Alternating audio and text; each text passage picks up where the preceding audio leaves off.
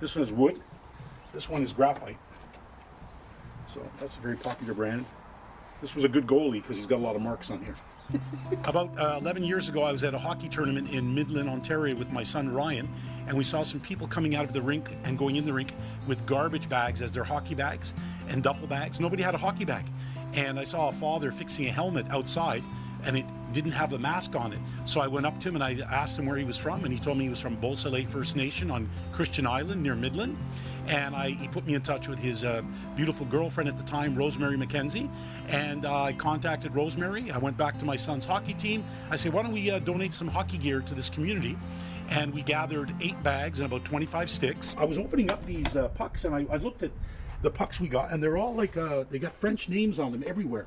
So they're from tournaments, and I guess, I'm not sure how somebody would collect all these, but at the end of the day, these are going to be played with by all the Indigenous youth.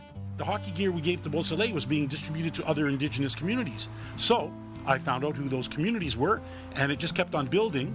And now we gather, we love this, 1,000 bags a year and 2,000 hockey sticks, and we distribute this to 20 to 30 Indigenous communities across Canada, not just in Ontario.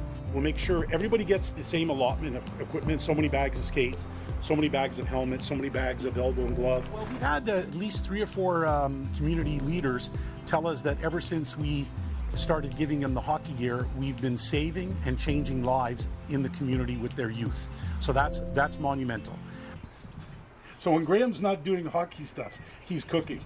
To me, doing the hockey drives and the distribution is, it's changed my life because I've met so many nice people, and I'm very passionate about it.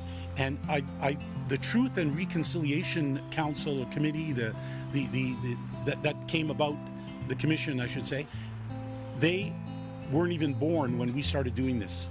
And we started giving back, not even knowing about the residential schools and what happened in the past. And so I think one thing that everyone can learn from what we're doing is that it's okay to give back, it's okay to help people, and it makes the world a lot better when you're helping people as opposed to fighting and killing. So, and it doesn't smell good in here. This is what Barrie is going to look like on the weekend. Look at all the cars lined up. Wow. I met a retired NHL player who was Indigenous by the name of Reggie Leach. Reggie won a Stanley Cup and a Conn Smythe playing for Philadelphia, and Reggie will call me up just out of the blue saying, hey Graham, I've got this community that could use some gear. Give me their name, phone number, and email. Bang. A month later, they've got the gear. So that one right there. That's probably worth a couple $100. So, and then the goalie sticks, they're not cheap either. The stick had a brand name called Muskoka. That's in your neck of the woods up in Barrie, not far from Barrie.